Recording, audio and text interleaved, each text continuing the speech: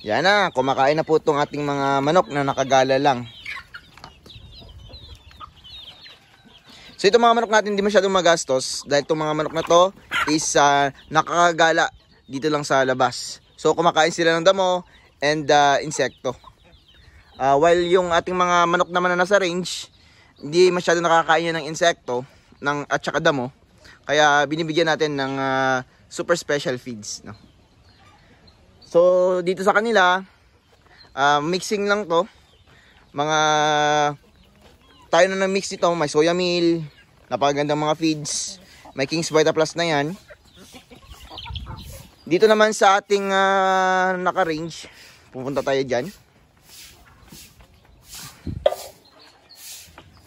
Dito tayo sa range natin, sa ating breeding area. Pasok tayo muna dito sa ating sa ating native na range, ang Polomolok native chicken. Yan, pasok tayo. Pag-uusapan natin ngayon ay kung gaano yung kataas yung net na dapat para sa manok natin, para hindi sila lumipad o hindi sila makalabas. And sasabihin ko na sa inyo yung sikreto para kahit hindi masyadong kataasan yung net nyo. Tignan naman, yan, hindi masyadong mataas, pero hindi lumilipad yung manok natin. So itong kinakain nila may commercial feeds yan. And yung pinakain natin doon sa mga manok natin sa labas.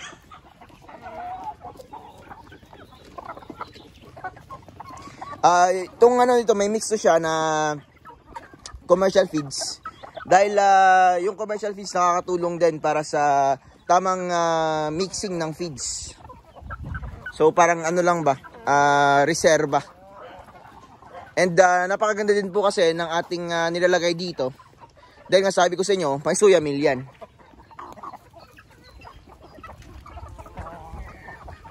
Mas madami itong andito ngayon sa ating native na area. Native yung pinakamarami natin. Akala ko nga yung ating mga heritage yung marami. Pero yung mga native pala, yung napakarami. Okay, so usapang net na tayo. Para malaman nyo na, no? Oh, grabe yung mating, oh. Ayan. So usapang net tayo. Itong net natin, taas nito is 7 feet lang, yung pinakasagad na. Yan, 7 feet yan.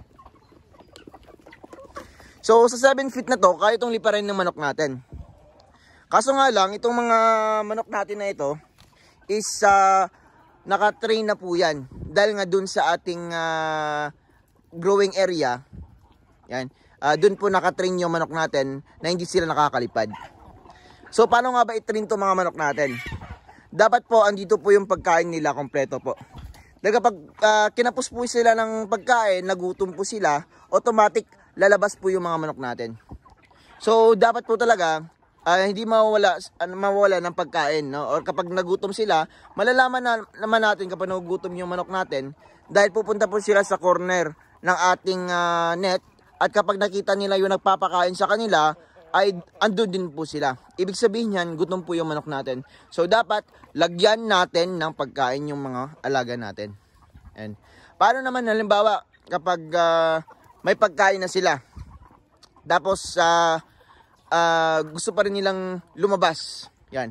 Gustong lumabas ng manok natin dahil din po yung problema dyan, no, hindi tayo nagbibigay ng damo. Yan.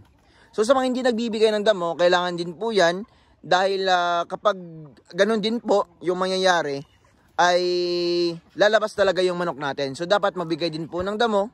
Yan. Kung halimbawa gustong talagang lumabas ng manok natin. Yan. So kapag lumabas yung manok natin, automatic yan, tutukat talaga yan ng damo. So dapat maglagay din po ng damo sa ating range. And isa pang dahilan kung bakit lumilipad yung mga manok natin, dahil din po na nag-aaway sila or mga bagong baba lang, bagong lipat sa range, yan, gusto pong lumabas yan. So dapat kasi itong mga natin, mga alaga natin, bata pa po sila, yan, naibaba na sa range. So sanay na sila, no? At saka ito kasi sila magkakasama-sama to sila nung pagbaba ko sa kanila sa range. So nagbababa ako, sabi ko sa inyo, 2 months old, binababa ko na. Dahil para matrain yung manok natin. So halimbawa, gusto nyo talaga na, halimbawa, kinapos kayo sa pagkain. Yan. Pero meron naman kayong budget para dun sa mataas na net. Yan. So alam nyo ba, itong net na to, marami nagsasabi na, ano daw to, pangit daw kasi hindi naman pang free range talaga na net, no? So itong net po na ito is pukot, no? Fish net po ito. So matibay to, sobrang tibay. Dahil dun sa growing area natin, yung ginamit natin is yung pang free range talaga na net. Yan. At saka yung nangyari dun sa free range na net is madali lang pong masira. Within 1 year lang, marupok na po yung net, no? Unlike dito, aabot po to ng 5 years or mahigit pa. Dahil sa sobrang tibay na ito. Yan. Kaya niya nga humuli ng malaking isda no? Yung mga tuna, yan, kayang-kaya ng ganitong net. Unlike doon sa ano na yon, sa free range net, nylon kasi yon. Yan. So advice ko sa inyo, kapag meron kayong ganito, ay meron sa area yun ng ganitong net, ito yung gamitin nyo. May kamahalan, pero mas matibay. Yung ano kasi, yung free range net, ay nasa 23 pesos per meter lang. May bibili mo siya 100 meters, 12 feet. Yan, 2 inches yung hose niya. Yung nakaraan, bili ko is 2,300. So, may shipping pa yun, 500. So, 2,800. So, ito, mas mahal, pero mas matibay. Ngayon, nandito naman tayo sa ating range number 2, kung saan yung dito sa gitna natin is yung mga magiging upgradeds natin. Yung hens dito ay mga heritage and yung roosters natin dito is mga native. Yan, napakaganda ng view. So, anong height nga ba yung hindi kayang liparin ng manok natin? Yan. So, yung hindi kayang liparin ng manok natin is nasa mga 12 feet. Hindi na yan kaya ng mga manok natin na liparin. Lalong-lalo na, halimbawa kapag medyo mataas pa talagang lumipad yung manok nyo, putulan nyo na ng pakpak. Yan. Yun yung ginawa ko dati. Lalong-lalo pa, yung binibili nyo manok is nakagala, no? Yung mga nakita nyo kanina, yung mga lumalabas na, yung nasa labas na mga manok. Kapag yun yung ni-range natin, lilipad po talaga yan. Yan. Kaya ina-advise ko sa inyo, halimbawa gusto nyo ng manok na hindi lumilipad, bumili kayo ng mga manok na mismo na nasa range na. Yan. Kasi kapag yung binili nyo nasa naka free range po, no. Yan. Hindi naka range. Talagang lilipad talaga yan dahil sanayan sila na natutulog kapag ng gabi kapag nasa labas o sa pinakamataas, no, na kaya nilang liparin. So 12 feet hindi na talaga nila yan malilipad, no. At saka kung naman putulan na talaga ng papak. Yun yung isang estilo ko sa pag-aalaga ng manok. And doon naman sa mga mula sa nasa pens, growing pens or brooding pens nyo, tapos nilagay nyo sa inyong range, yan. So hindi naman basta-basta lilipad yan dahil susundin nila yung mga malalaking manok, no. So itong mga malalaking manok natin hindi lumilipad sa labas. Yan, ganyan din po yung susundin ng ating mga bagong babalang na mga manok. So ito bagong babalang to. So hindi po yan lumilipad dahil nakikita niya yung mga niya, yung mga senior niya, no? Or yung mga matatanda nating manok na hindi po lumilipad sa labas. So gagayahin niya yan. So dito lang sila magsi-stay and dito lang sila matutulog sa ganito kataas lang na pabahay. So itong pabahay na to, ito yung pinaka-ideal na pabahay para sa akin. Dahil fresh yung hangin, no? So maganda yung nila, yung hangin, fresh talaga. Yun nga, fresh air. Yan. So hindi po yan sila nababasa, no? Dahil medyo mataas naman po yung yung almost 1 meter po yan. Yung lapad ng yero sa kanilang patunganan. Yan. So hindi sila basta-basta mababasa. And sobrang tibay ng pabahay na to. Subok na natin to sa ating sa ating growing area. and nakaano po yan. Matibay po itong mga coco-lumbers natin. Matatanda po yan, dry na, and naka-semento pa. So pang matagalan talaga to. Siguro abot to ng 10 years, no? Siguro 10 years, matanda na ako nun. Baka nagretiro na ako sa pag-aalaga ng manok. Yan. Pero ipapasa ko to sa mga, sa malay mo, sa anak ko. Yan. No? So dito naman tayo sa ating third area. Yan. Dito sa third area natin ay ito yung mga heritage natin. So na ano tong isang tubigan. Yan. So ito yung pinakamagandang tubigan talaga para sa akin. So may Panamox Forte to.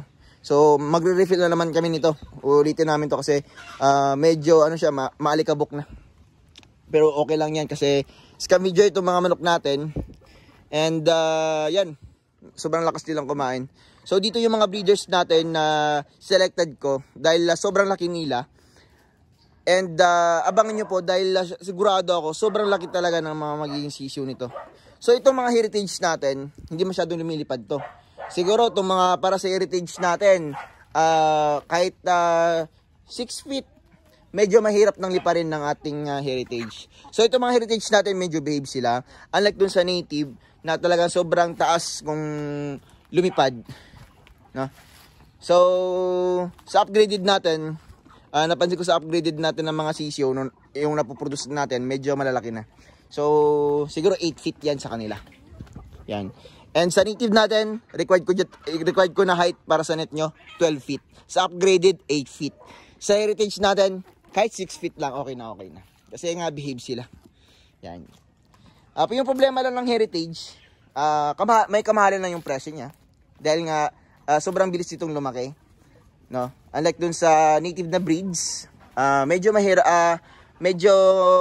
mas matagal siya lumaki. Hindi niya kayang hindi niya kayang habulin, no? Lalo na kung kahit pareho yung pagkain nila, no? So may advantage lang talaga itong heritage sa pag-harvest. Yan. Pero yung native natin, dahil maganda din po yung pagkain natin, mabilis natin sila ma-harvest. Pero mas mabilis itong heritage. Yan. Yung native, masarap talaga yung karne niya kumpara dito. Yan. At siksik yung karne ng native natin. Yan. So dito, malawak pa yung itong area dito nila. And napansin ko sa heritage, hindi masyadong malakas kumain ng damo. Hindi katulad ng native natin, gumagala talaga at naubos nila yung damo sa paligid. Yan napakaganda ng view.